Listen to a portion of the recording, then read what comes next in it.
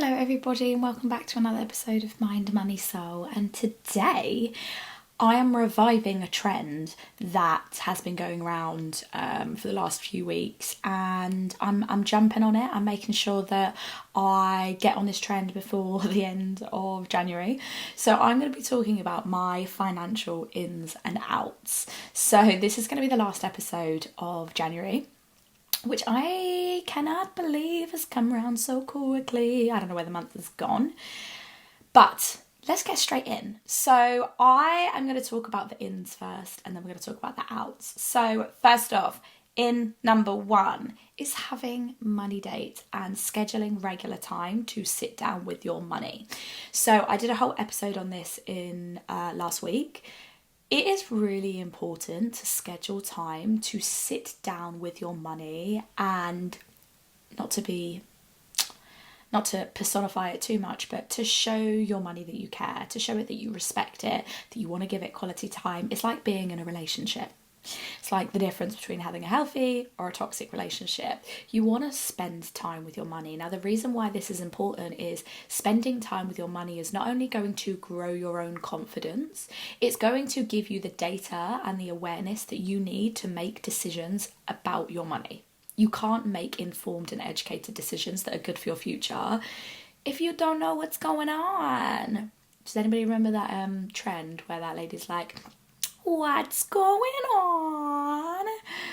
I loved it. And that's essentially what we're saying. It's like, what is going on with your money? The only way you can get in touch with that is by having regular money dates. Now, number two is about mindful saving and spending. Now, I talk a lot about like mindfulness, and I think mindfulness has been a buzzword for the wellness industry for the last however long. But when it comes to mixing it into your money and really understanding what does mindful like spending look like, what does mindful saving look like, it's essentially about doing things with intention. We're not doing things on autopilot anymore. We're not just spending and saving our money without really thinking about it. We are giving it intention. Now, when it comes to spending, the key thing is about having awareness just about what is going on, and in the moment of spending, bringing awareness to your body, to your senses, and asking yourself, like, does this purchase align with my values and my goals? Like, is this an intentional choice, or is this one of those purchases I'm going to look back over my spending in the next few years, in the next few weeks, and go, that wasn't me. That was fraud. I did not spend that money. And then you're like, yeah, I actually did. So it's about giving yourself that awareness. And the mindful piece just allows you to make decisions from a place of calm, a place of intention, and a place of, I guess, alignment with your values and goals. With purpose, you're spending with purpose.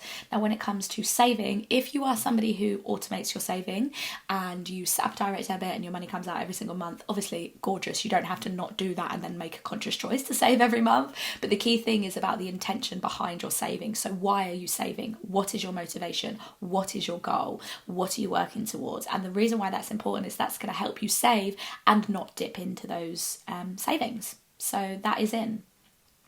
Number three, and this kind of connects to the mindful savings slash spending, is setting financial goals that actually excite you. Now, I talk a lot about how, as a money coach, I am not saving for a house right now.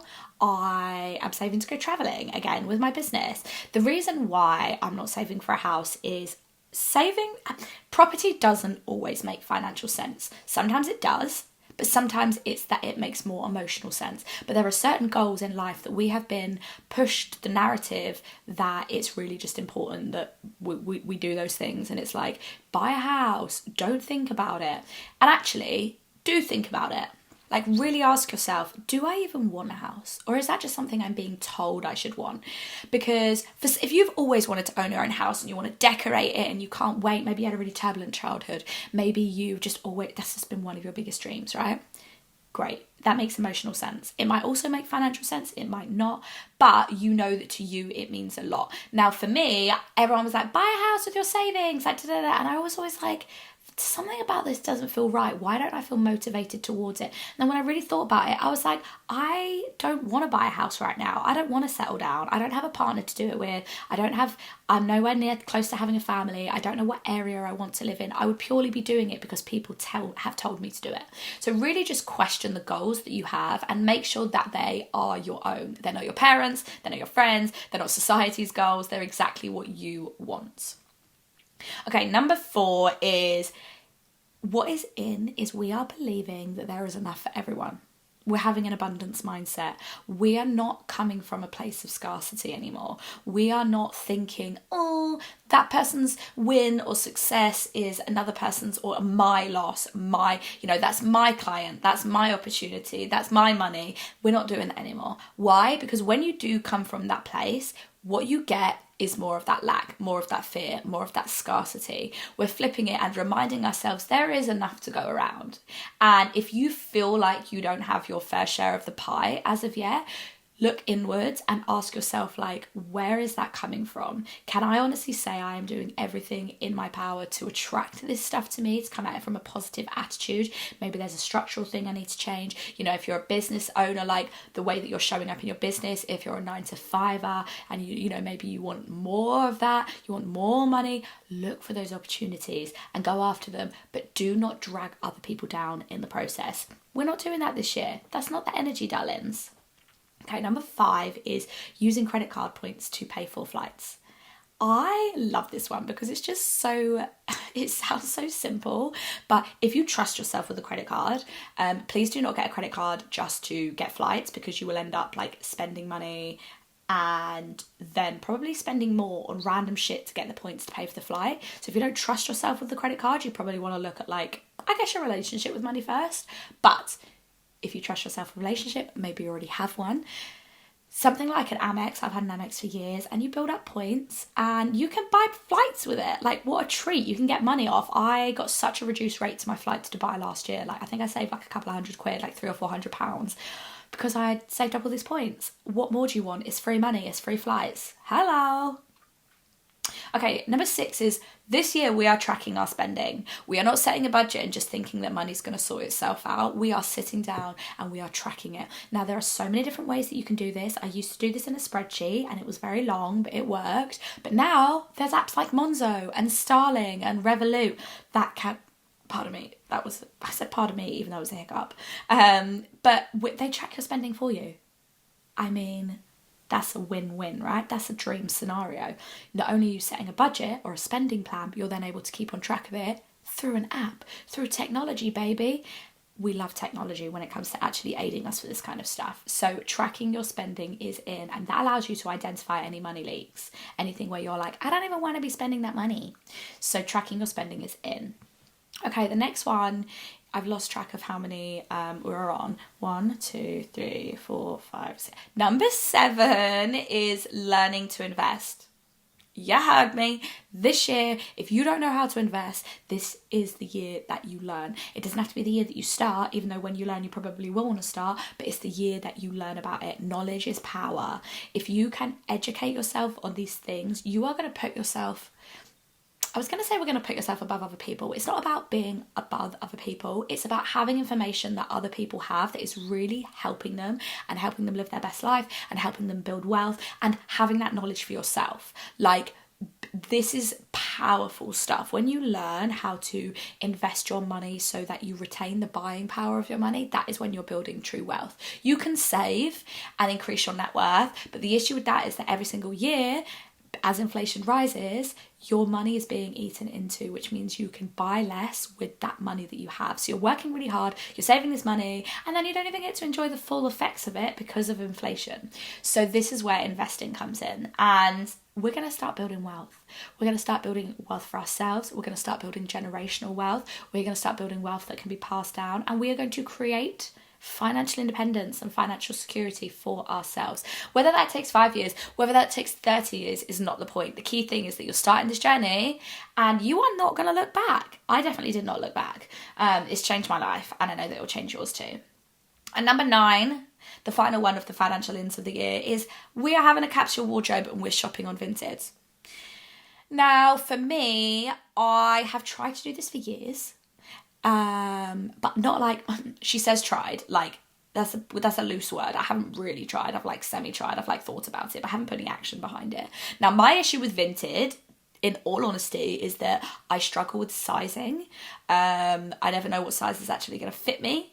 So I'm going to try and shop on Vinted in specifically brands and stores where I do know my sizing, so I can at least have a semi idea that it might fit me. And if not, we just sell it again. We're good.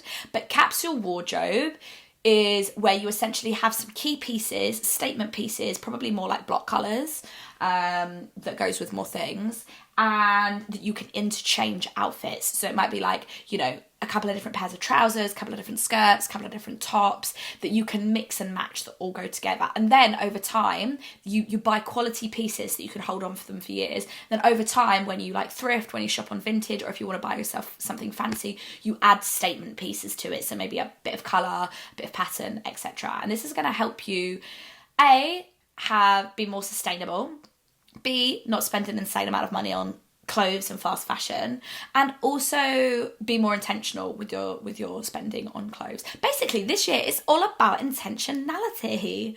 And then let's move on to the outs. So I've got 6 outs. So number 1 is spending money on people we don't like. We've all been there. Like, stop saying yes to going out with people that you don't really care about. Stop buying presents or things for people that you don't really like. Probably just stop hanging out with them altogether, but I know that that's not always easy for certain reasons. But basically, spending your money on things you like. Spending your money on things with people that you like. It's your money. You've worked hard with it. You don't have to spend it on anything or anyone you don't like. That's it. That's number 1. Okay, number 2 is about what is out is avoiding your finances and ignoring your bank account. Time after time, I've spoken about this on the podcast and across my blog for years. Avoiding your bank account does nobody any favours, definitely not you. And even though it feels like a little, I guess, procrastination thing, is a bit self-sabotagey, it feels like you're protecting yourself, like, I don't want to know what the numbers are, but you're actually making it worse, because every time you don't look, you're avoiding facing up to a situation that you should be getting a handle on. So the intention behind this year is looking in your bank account, but also having money dates, like I mentioned in the ins, so that you can decide what's going out. If you are avoiding your finances because you feel like you aren't capable of managing what's going on, that's where you start. Telling yourself you are capable. If you have a job, if you have friends, if you have gone through school, believe me, you are capable of so much more than you actually give yourself credit for, and you can manage your finances. So it's time to look in that bank account and set those money dates. Okay, number 3 is pretending your money issues will sort themselves out themselves. No one is coming to save you. I know that really fucking hurts, but no one is coming to save you. Even if you end up like marrying some rich person and they sweep you off your feet, your problems still haven't been sorted out because you haven't sorted out your own money. No one is coming to save you. You need to do these things for yourself. I've worked with clients before who get bailed out by their parents a lot. And whilst you're like, oh, how lovely, their parents can give them money, that's so nice, it's created a cycle whereby you rely on someone else. So therefore you don't own up to your own financial behaviours, you spend out of emotion, out of impulse, you get yourself in a pickle, and then you're constantly being saved. Now the issue with that is subconsciously you think you're always going to be saved, and at some point that will stop. So if you can do the hard work to take care of it yourself now, that's only going to help you in the future. Okay, number 4 is we are no longer buying things out of habit and impulse. So that means we are working on our emotions when it comes to spending. We are putting intention behind it, but we are understanding what is causing me to impulse spend or emotional spend, like what is the driving force? And then we're working on that. We're going to the root problem, not the consequence of that. The impulse buying and emotional buying is just a byproduct of how you're feeling about yourself, how you're feeling about money, how you're feeling about your life. That's where you want to focus. So that, when we focus on that, the impulse and the emotional spending is going to lessen and eventually over time stop.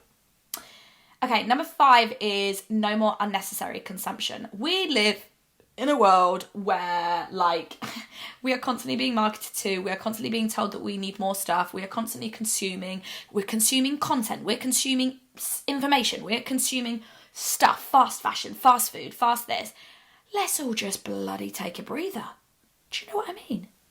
We don't need this unnecessary stuff. We don't need to fill our lives with crap to feel whole. We don't need to fill our lives with all of this shit to feel happy. We can find that in ourselves.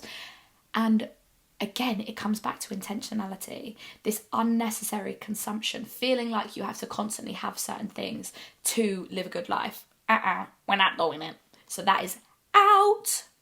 And then number 6 is we're going to stop using Apple Pay like Apple is paying. Do you know what I mean? We've all been there. I do this constantly. I literally treat Apple Pay like la la la, tap tap tap, like, you know, the Apple is paying. No, I still have to pay that. And when you look in your bank account and you go, excuse me, where have the last £200 of my money gone? You go, oh yeah, that was me tapping on Apple Pay. Now, I'm not saying remove it because it can be very helpful in a lot of situations. But depending on your relationship with it, you need to create boundaries and have discipline with it. And it can mess up your finances. We don't want that. So we're going to create better boundaries and discipline with using Apple Pay. And they are my financial ins and outs of the year. So I hope you enjoyed them. I would love for you to let me know what your financial ins and outs of the year are. Feel free to slide into my DMs or drop me an email. Thank you for tuning in, and I will see you next week.